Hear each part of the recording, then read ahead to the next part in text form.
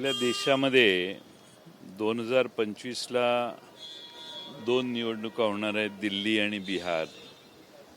फेब्रुवारीत होणार आहेत, ऑक्टोबर नोव्हेंबरला होणार आहेत. 26ला 5 राज्य आहेत, 27ला 7 राज्य आहेत, 28ला 9 राज्य आहेत. त्रिपुरा, मेघालय, नागालँड, मिझोराम, छत्तीसगड. 29ला 8 राज्य आहेत. या देशाचं जे स्वरूप आहे ते प्रत्येक राज्याच्या भाषा वेगळ्या आहेत, संस्कृती वेगळी आहे. प्रत्येक आपला देशच मुळात हा संघराज्य आहे आणि त्यामुळं वन नेशन वन इलेक्शन करून या देशामध्ये शेवटी अमेरिकेसारखी राष्ट्राध्यक्ष पद्धत आणणं हा याच्यात डाव आहे असं माझं मत आहे. आणि घटना बदलण्याचा जो प्रकार ज्याच्यामुळं भारतीय जनता पक्षाला मोठा फटका बसला तोच प्रकार त्याच मार्गाने आता पुन्हा भारतीय जनता पक्ष चालला आहे. वन नेशन वन इलेक्शन म्हणजे राष्ट्राध्यक्ष पद्धतीचं पहिलं पाऊल आहे असं माझं मत आहे.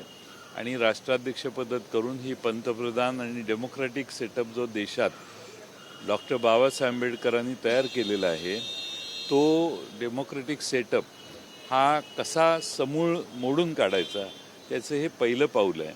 आता वेगवेगळ्या राज्यांच्या मुदती वेगळ्या पद्धतीनं संपतात, त्यावेळी त्या राज्याच्या निवडणुका होतात. यांना टोजवर राहावं लागतं केंद्र सरकारला, म्हणून त्यांना ह्या सगळ्या राज्यांच्या निवडणुका ह्या आज अडचणीच्या वाटत आहेत. म्हणून त्यांच्या डोक्यात ही वन नेशन वन इलेक्शन हे आहे. ज्या भारतीय जनता पक्षाने महाराष्ट्रामध्ये नगरपालिका, महानगरपालिका आणि स्थानिक स्वराज्य संस्थांच्या निवडणुका टाळलेल्या आहेत ते वन नेशन वन इलेक्शनची भाषा बोलतात. हेच मुळात आश्चर्यकारक आहे. आणि दुसरा भाग आहे की उद्या काही राज्य बरखास्त करणं, काही राज्यांच्या, आता समजा मी मगाशी सांगितलं तसं 28ला किंवा 27ला मग निवडणुका घ्या, हां एकत्रित, म्हणजे तुम्हाला कळेल. आता झाली आहे लोकसभेची 24ला निवडणूक, 27ला लगेच घेऊन टाकू आपण. म्हणजे या देशामध्ये वन नेशन वन इलेक्शन. आता तुम्ही 29ला वन नेशन वन इलेक्शनची घोषणा करणार, डिलिमिटेशनचं काम भारतात आता होणार आहे. या सगळ्या गोंधळात आणखीन एक नवीन गोंधळ तयार करणं.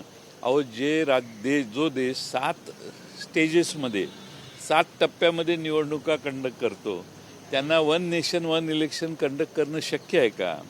या देशात नक्षल भागातले प्रश्न वेगळे आहेत, आदिवासी भागातले प्रश्न वेगळे आहेत, डोंगरी भागात आपल्या मतपेट्या पोचायचे प्रश्न असतात.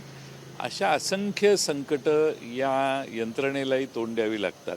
त्यामुळं अशा मोठ्या घोषणा करणं म्हणजेच या देशाच्या घटनेतली जी डॉक्टर बाबासाहेब आंबेडकरांनी तरतूद केलेली आहे आणि या देशात लोकशाही कायम चिरंतन राहावी यासाठी बाबासाहेब आंबेडकरांच्याकडून जी फ्रेमवर्क तयार करायचं ठरलेलं केली आहे त्यांनी, ते डिस्ट्रॉय करण्याचं काम आता वन नेशन वन इलेक्शन नंतर प्रेसिडेन्शियल पद्धत जशी अमेरिकेला होती तशी करण्याचा हा मार्ग आहे असं माझं मत आहे. 1967 1970 या काळात देखील राज्यात देशात विधानसभा किंवा लोकसभा असतील ह्या एकत्र निवडणुका झाल्या होत्या. मग आताच विरोध का करतात असं पण एक टीका 1970 आणि आज आपण 2024ला आहे.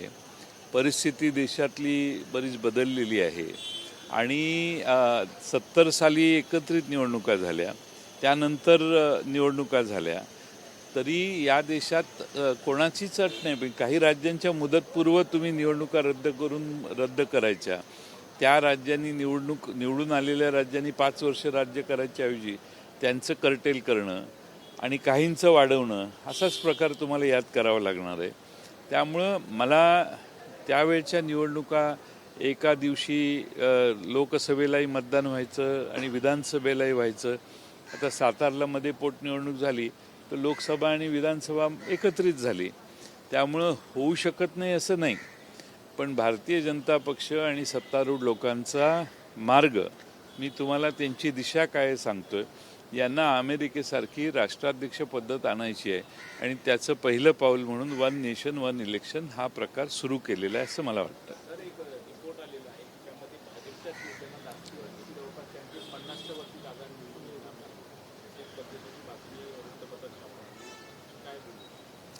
नाही, रिपोर्ट काय मला माहीत नाही, पण ज्या पद्धतीनं राष्ट्रवादीच्या तुतारीला प्रतिसाद मिळतोय तो बघितला तर त्या रिपोर्टमध्ये तथ्य आहे असं मला वाटतंय.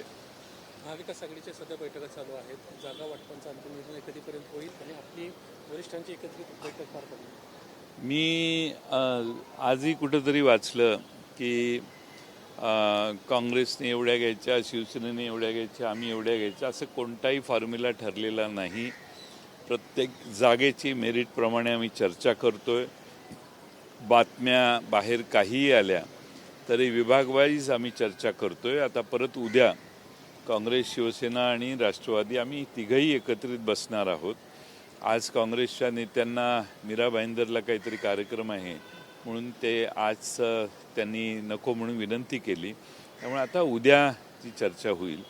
पण आम्ही आत्तापर्यंत झालेल्या चर्चा अतिशय चांगल्या चालल्यात.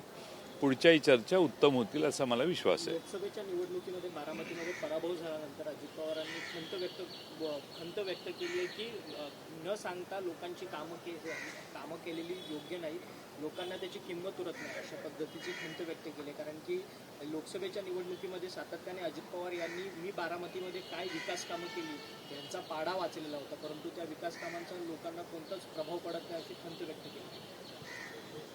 नाही मग पुढं काय त्यांनी खंत व्यक्त केली करून पण त्यांना हवं तसं यश मिळालं नाही याच्यावर त्यांनी ठीक आहे, त्यांनी त्यांचं मत व्यक्त केलं, त्याच्यावर मी बोलण्याची काही आवश्यकता आहे असं मला वाटत नाही. सर, महाराष्ट्रामध्ये येणारा आणखी एक प्रकल्प जो नागपूरमध्ये खरं तर येणार होता, सोलर प्रकल्प, तो आता पुन्हा एकदा गुजरातकडे जाताना पाहायला मिळतोय. एकूणच राज्य सरकारची दिरंगाई आणि या सगळ्यामुळे हा प्रकल्प महाराष्ट्राच्या हातातून निसटला असं म्हटलं जातं. राज्य सरकारमधले शासनकर्ते आणि प्रशासनातले अधिकारी वर्ग हे कुणालाही मोकळं सोडत नाहीत.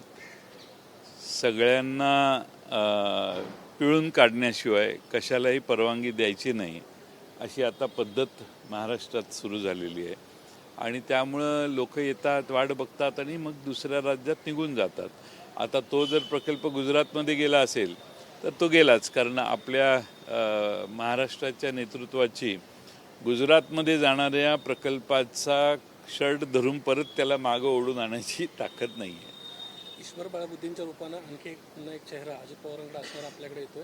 अनेक असे चेहरे आणखी ईश्वर बाळबुद्धे हे राष्ट्रवादी काँग्रेसच्या ओबीसी सेलचे विभागाचे अनेक वर्ष अध्यक्ष होते. आमचा पक्ष ज्यावेळी 2 गटात विभागला त्यावेळी ईश्वर बाळबुद्धे काही कारणानं तिकडं राहिले. पण अलीकडं त्यांनी 1-2दा भेटी घेऊन त्यांची इच्छा व्यक्त केली की तिकडं ओबीसी घटकांना न्याय मिळतोय असं वाटत नाही. आणि म्हणून त्यांनी इच्छा व्यक्त केली की पुन्हा एकदा शरद पवार साहेबांच्या नेतृत्वाखाली काम करायची इच्छा आहे.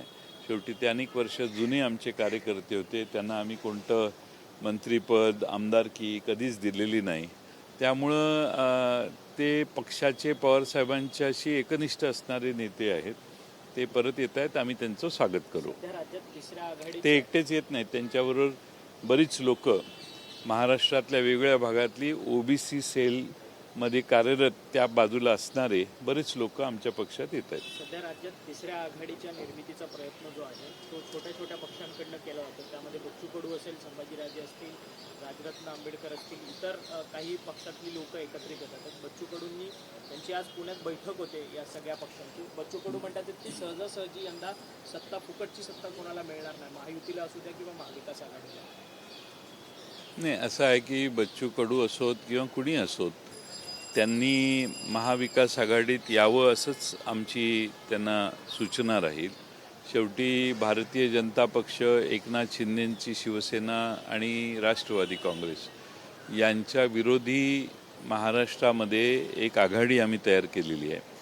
त्याच्या मतामध्ये विभागणी करण्यासाठी काही लोक महाराष्ट्रात काही लोक उभी राहतात का हे बघायचा प्रयत्न करत आहेत. त्यांना साधन संपत्ती सगळ्या बॅकिंग द्यायची तयारी देखील आहे. आणि त्यामुळं अशा कोणत्याही गोष्टीला बच्चू कडू किंवा त्यांचे सहकारी बळी पडणार नाहीत असा मला विश्वास आहे. बच्चू कडू आणि त्यांचे सर्व सहकारी हे आमच्याबरोबर येत असतील तर आम्ही त्यांचं स्वागतच करू. पण महाराष्ट्रात भारतीय जनता पक्षाला अप्रत्यक्ष मदत होणार नाही याची काळजी बच्चू कडू आणि त्यांचे सहकारी घेतील अशी अपेक्षा आहे. पण आता अलीकडं बाजारात सत्तेत बसणारी काही लोक आमची मतं कशी विभागली जातील यासाठी सर्व मार्गाचा अवलंब करण्याचा प्रयत्न करत आहेत.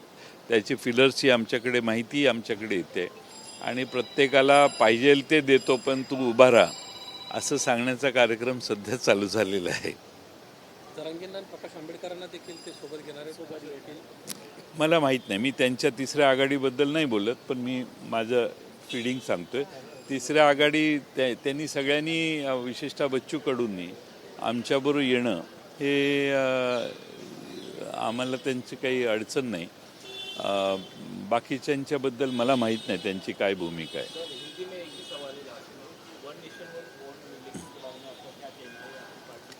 वन नेशन वन इलेक्शन के ज़रिए भारतीय जनता पार्टी केंद्र शासन भारत में जो अभी पिछले चुनाव देखे आप तो 7 स्टेजेस में चुनाव करने पड़े. इसका मतलब जाहिर है कि एक दिन में चुनाव नहीं कर पाएंगे. 7 स्टेजेस में यानी 2 महीने चुनाव ही चल रहे थे देश में. तो one nation one election is not a easy idea first of all. Secondly इसमें सबसे बड़ी बात है कि यूएसए में राष्ट्रपति प्रेसिडेंशियल व्यवस्था है.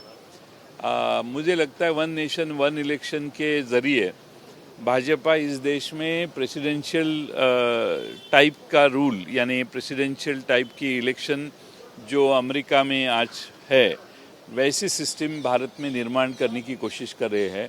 डॉक्टर बाबा साहेब अम्बेडकर जी ने जो इस देश की घटना बनाई उस घटना से कुछ अलग करने की कोशिश अब भाजपा ने फिर एक बार शुरू की है.